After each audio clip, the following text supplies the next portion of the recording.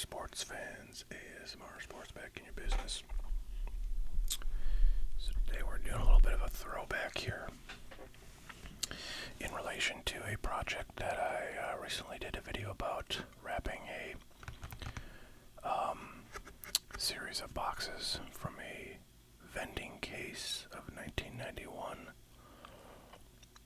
Topps baseball cards. So I've got one of those boxes from that case. So this is minty fresh, untouched version baseball cards with that nice little alternating pattern there. And I will be going through this box, looking at the cards inside and sharing some thoughts on those with you, but I thought it might be fun to see a wax box of this product, which really showcases a lot of the things that I love about this product. So the 40 years of baseball insignia that is all over this box is important, because I think Topps really kind of went out of their way to try to make this a special set. 1991, the year this set is from, was 40 years from 1951, which was when Topps first made baseball cards. And actually, I have a pack. I want to go get that to show you guys, so I'll be right back. Okay, and I'm back with the pack from 1951. As you can see, it's PSA graded. These are 1951 Topps doubles, red backs. There's also black backs, which are just the same kind of cards but different colored back. These are 1 cent packs, as they used to make back in the day. They had like 1 cent pack and 5 cent packs, and the 1 cent packs generally had 1 or 2 cards. These have 2 cards, and I imagine if you tried, you could probably, well, I don't know if the backs are showing, you probably cannot tell who the players are, but I never really tried to look at this one.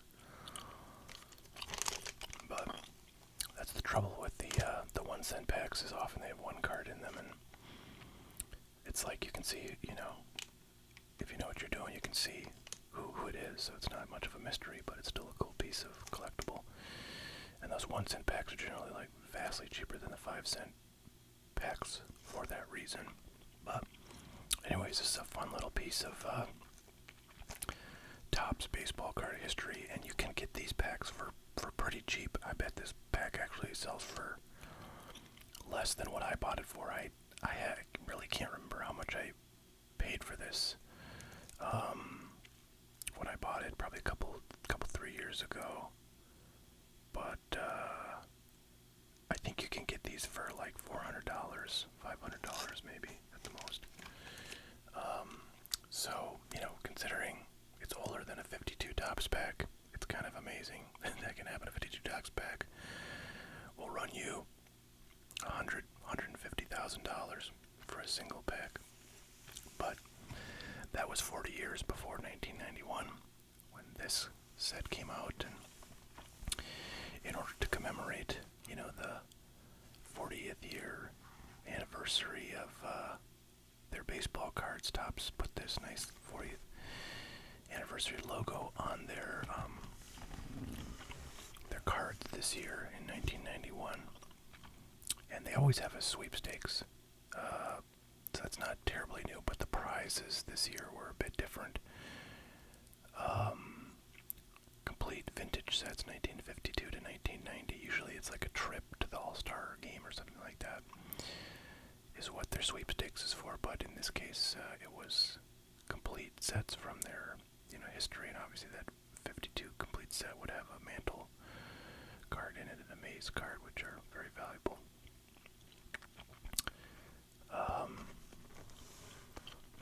Another thing, though, that was, I think, brand new, and that they did in subsequent years, is they did, and it's funny because there's not really any mention of this on the box, but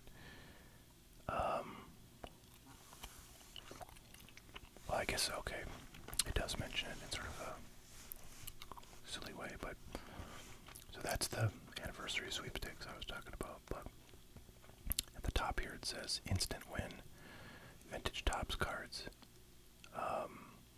and what that means is they did a buyback. They bought a bunch of old Topps cards, and they inserted them randomly in these packs, so you might be opening one of these packs, and, you know, you get a 1983 Topps, who knows, you know, Darrell Evans or something. Typically it was a common that you got. So there's the packs. We're not going to open these. And unfortunately, I'm pretty sure that the vending boxes, you know, would not have those. Oh, that's so loud and annoying. Pump, water pump.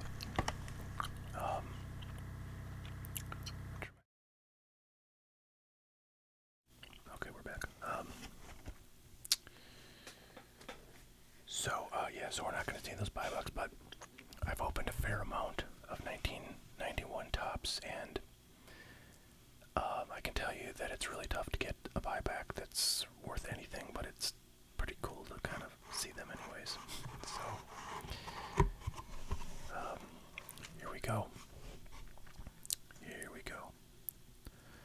Yeah, I feel like if there was buybacks in here, I could see them. It looks are looking different than the rest of the cards. So, the edges of this are folded a little bit, so I might just grab a stack from the middle and eliminate the pressure. Boy, man, the smell just reminds me of getting a, you know, brand new wax box of Topps baseball cards back in the late 80s, early 90s, and just going through. I have to tell you guys, I've never in all my years of collecting opened a vending box, if you can believe that. Well, kind of amazing, given the amount of product I've opened, that I've never opened a vending box, and they are really a great deal. I showed you when I did my video on my authentication of this case. I have a 83, that one's like super sharp, very nicely centered, solid corners. Now it's just off-centered, but I have an 83 Topps vending box that I sort of am itching to get into, to see what might be in there, but haven't yet convinced myself to do that. I think that thing was like $400 or something, but a wax box of that stuff is like, well, nowadays it's a bit cheaper than it was, you know, a couple years ago, but still much more than $400. Greg Smith.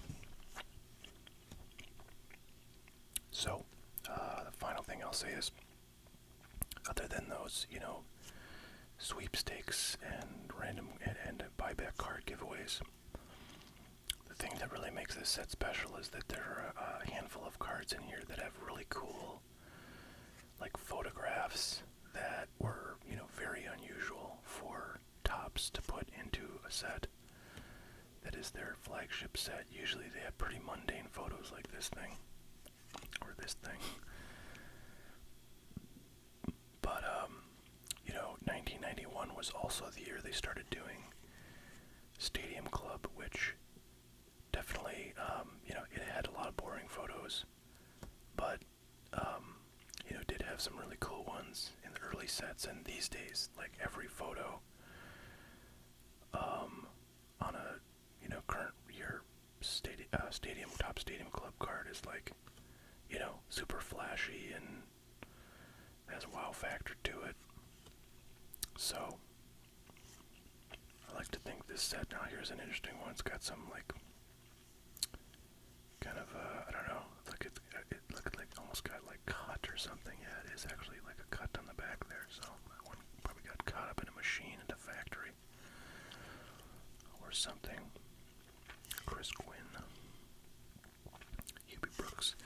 So hopefully we'll see one of those kind of cool cards. There was a couple of them on the box, of that wax box. Oh man, there's another one that got big scrape on it. Hopefully that's not a common theme with this box. Tom Bolton.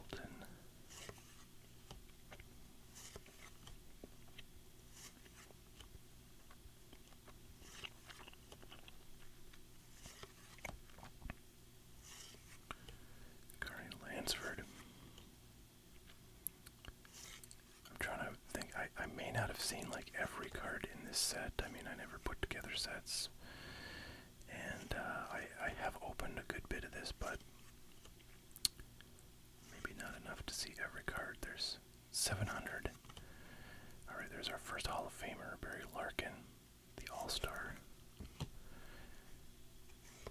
subset card. I was going to say back, I think in 1991 the sets were still 792 friggin' cards, which is kind of amazing when you think about it. These days I think Topps flagship sets are like 330 cards or something in Series 1, and then another 330 in Series 2.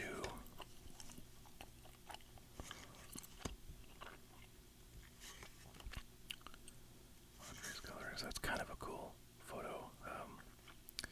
You know, this sort of image going over the border was a pretty new idea in sports card design back then. Now you see that much more frequently. Here's another one. Oh, I was gonna say, wow, that's actually not a crease. It sort of looks like a crease, but it's not a crease. It's actually a printing issue. There's like something on the, you know, I forget what they call it, but the, you know, like the thing, the film they used to print this stuff. Very interesting. Here we go, Mike Greenwell. So we have a draft pick coming up. Mark Neufeld. Where are you now, Mark Neufeld? Not in the Hall of Fame, that's for sure.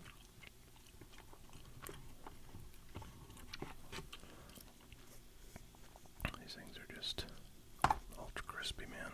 Ultra crispy. Charlie Huff. Jay Buhner. Star of Seinfeld. Mookie Wilson. Wasn't Mookie Wilson the guy, he was on the Mets in '86 and he hit the grounder that went through the legs of Bill Buckner.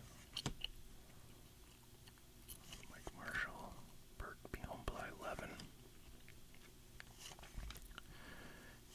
Is Bly Levin in the Hall of Fame? I feel like he might be. He's one of those guys that, you know, sort of got in after I stopped paying too much attention to the Hall of Fame. Our first future star. So, I think they started doing future stars in 19... Oh, wait a minute, did they do them in 87? I guess they did them in 87, yeah. The future stars, they had that really cool rainbowy thing that I can picture on the Bo Jackson card. So there's our second Hall of Famer, our first Hall of Famer. Unfortunately, the corner got a little bit bumped on this one, but our first non-All-Star Hall of Famer, Ken Griffey Jr., probably the best name in the box. Quite frankly. Rookies in this set. The only one I'm aware of that's any good, and might be the only one that is any good, is Chipper Jones, I believe, has a rookie. It's like is it a draft pick rookie? I think there's something special about it, if I recall. So he would be the big scorer. Card's worth about, 50 cents raw, so not that much of a score, but, you don't open a box like this for getting value. You get it, for sentimental value, not for financial. And I do enjoy seeing these cards. I like to think it's 1991 again, and I'm going through these for the first time and seeing all the cool players and the designs of these cards. Oscar Azocar, that's a cool photo. Again, he's kind of crossing over the border there. I feel like this would have been a Yankee, so probably would have loved to have that card back in '91. Being a Yankee fan, I'd like to have all the young players in their rookie cards. There's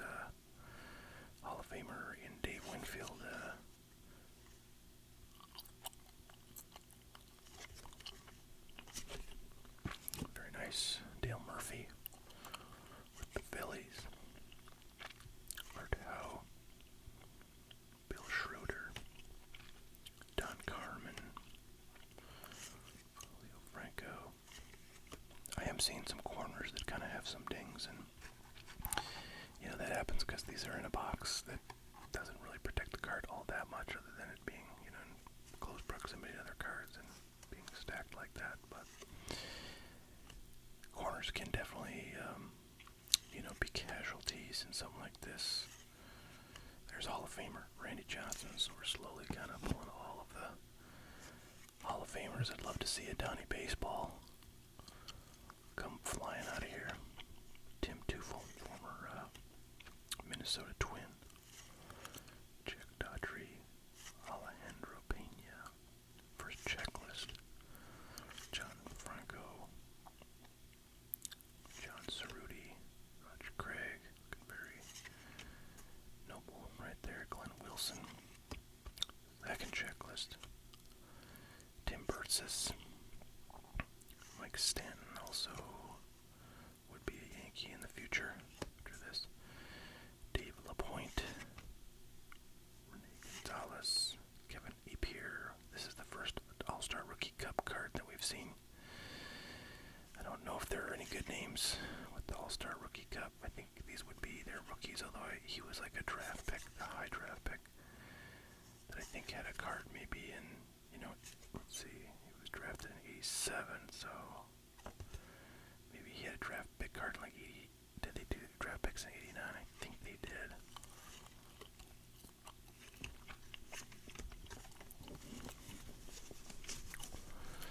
Draft pick cards, man. Those were kind of a huge deal back in the day because, they were sort of a Topps concept. And Topps generally was not super good at, producing rookie cards of players before the other companies. They were usually late to the game, but the draft pick cards assured that, they got at least some, early cards of, or were the first to produce cards of certain young players before any of the other companies could do so. So Larry Walker, he's a Hall of Famer.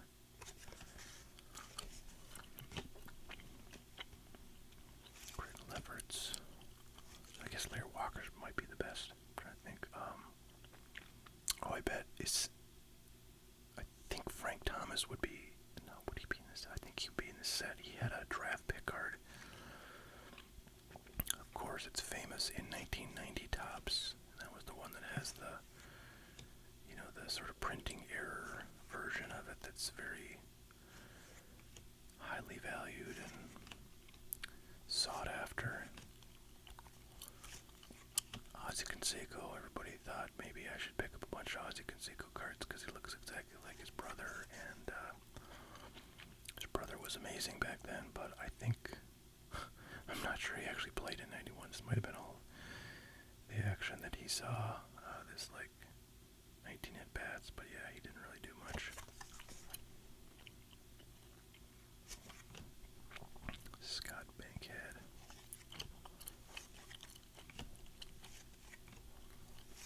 Terry Pendleton, Will Clark, Dave Righetti, Mike McFarlane, Joe McGrane, Jesse Barfield, Guerra, Bobby Thigpen, and George Brett, record breaker, Hall of Fame card right there. Tom Brunansky, former Minnesota Twin. Rick Cerrone. There we go. Robin Young. Hall of Famer. John Kruk. Tim Cruz. Ryan Sandberg. So this was the first year that they did horizontal cards. Not counting sets where all the cards were horizontal, which I think they did in the 50s. So that was a kind of another innovation with this 91 set that was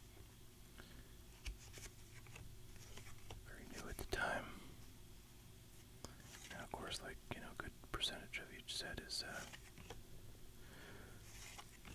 horizontal. Alright, there's Hall of Famer Greg Maddux, and right behind him, Hall of Famer Cal Ripken Jr. on the record breaker. Now these crazy kind of cut slash crease things.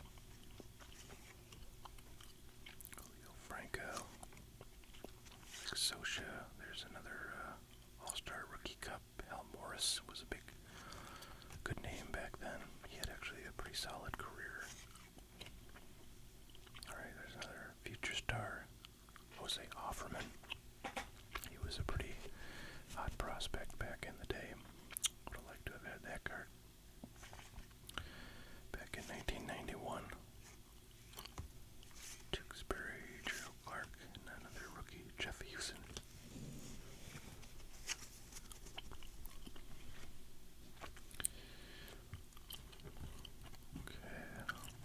Pretty tired here, so I can finish this off and get some rest here. So there's former Yankee manager Joe Girardi. Tino Martinez, another former Yankee, who was with them for some of their very good years in the mid and late 90s. Checklist.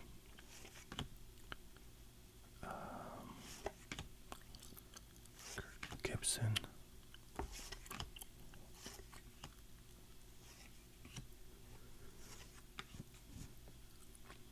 Jimmy Moore, he's a really good pitcher.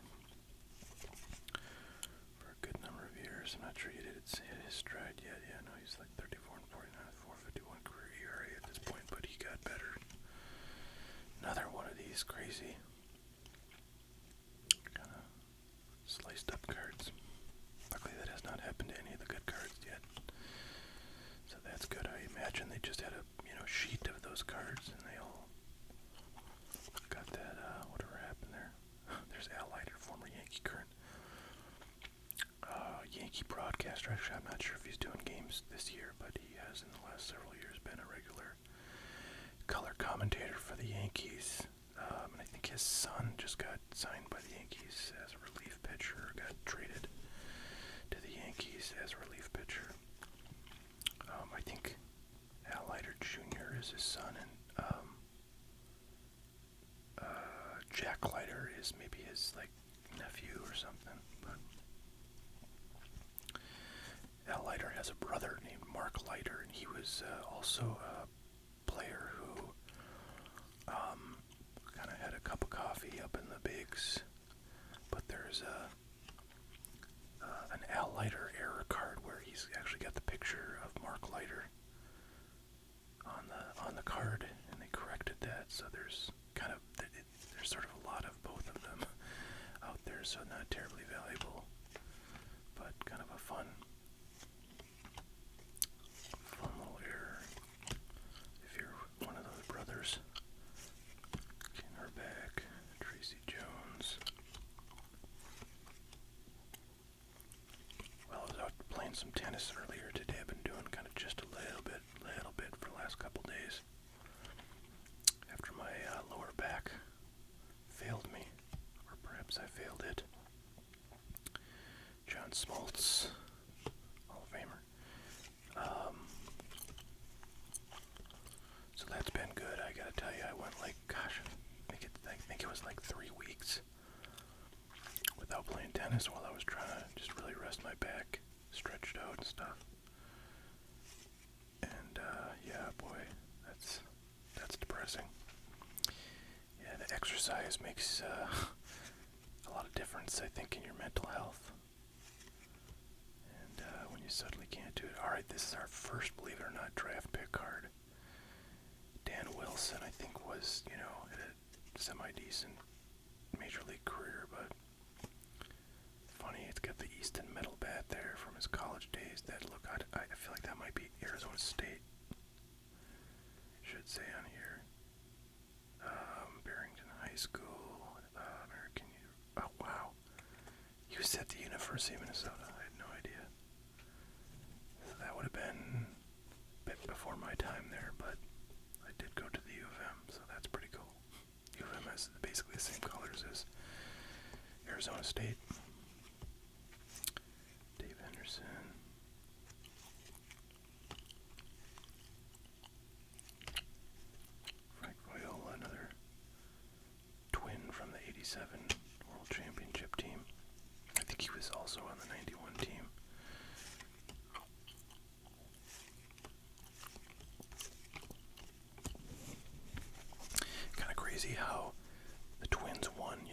97 and then 91.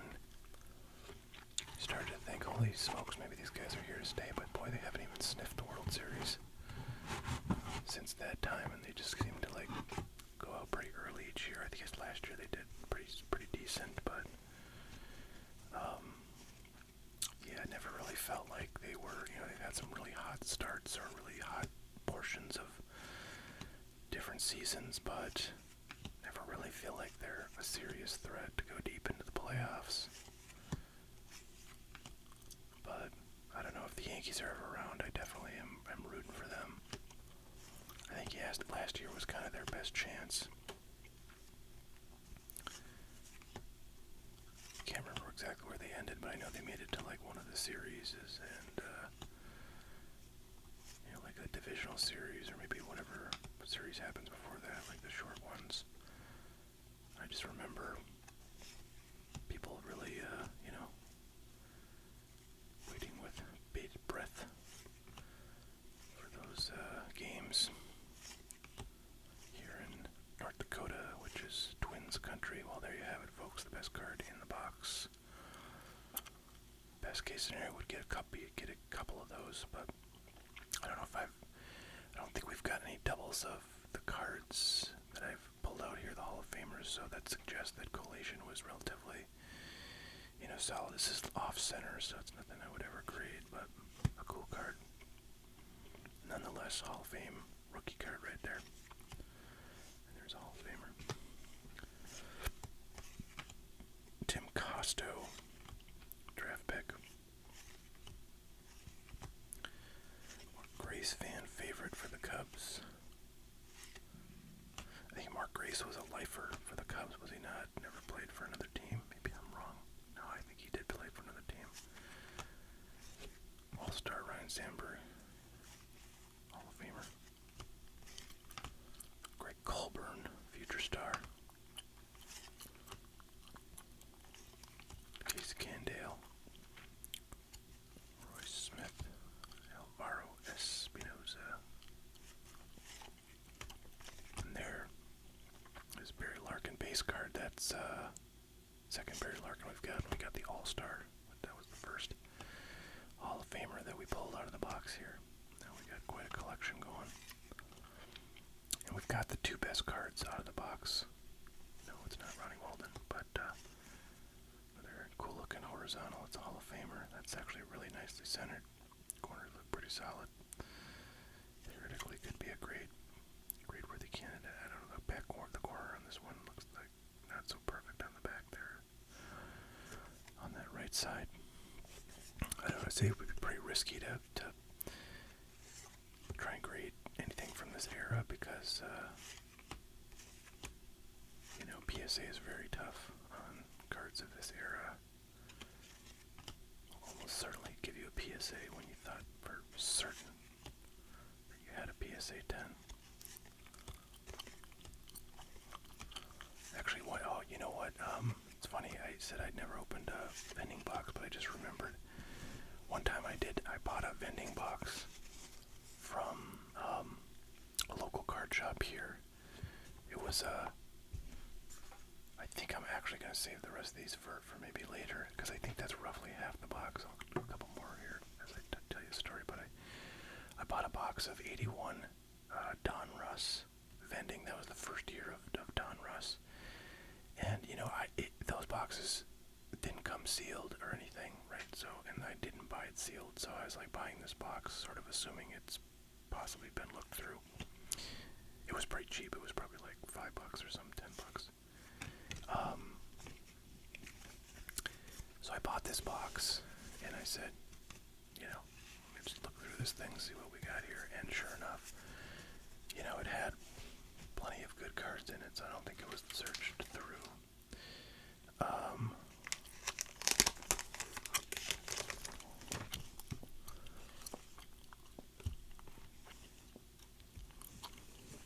And there were plenty of Hall of Famers in this box of 81 Don Russ. So I noticed that many of the cards were very nicely centered, and most of the cards in the box had really, clean edges and corners, so I said, well, geez, if I have any stars that, look well-centered and otherwise good, I may want to send these in, and then sure enough, I sent probably, I don't know, 7 or 8 cards from that box in to get graded, and I did get, I think, like maybe 3 or 4 PSA 10s of, these are Hall of Famers. I would be sending just base cards, not rookies. There's really not any good rookies in those sets, I think. I don't even think for Fernando Valenzuela was an 81 Donruss, but maybe I'm wrong. Anyways, so yeah, I did get some PSA 10s out of there, and, those were not too bad. I mean, PSA 10 cards of Hall of Famers out of 81 Donruss, at least at the time I sold them, were going for like 50, 60, 70 bucks. More popular Hall of Famers would be worth even more, like a Nolan Ryan or something. So yeah, I sold those off. I think I might still have some of the PSA 9s. Can't remember if I got a PSA 8, but I might have some of the non-PSA 10s lying around. If anybody ever wants to see those. So anyways, I guess that was the first, and prior to this, only vending box I'd ever kind of gone through. So there you have it, folks. A little over half a box of 91, and yeah, not really a lot of doubles, so it's really kind of cool to see a lot of the cards in the set, get a bunch of variety, and yeah, hopefully pull some cards that are in pristine shape, but definitely in this box at least there were some cards that had some factory issues with them, so you will see that, I guess, but luckily not any of the good cards, so lucked out in that respect. Alright folks, that's what we got for today. Hope everybody's doing well, staying healthy, and enjoying the summer while we still have it. Alright folks, we'll catch y'all next time. You have a great one.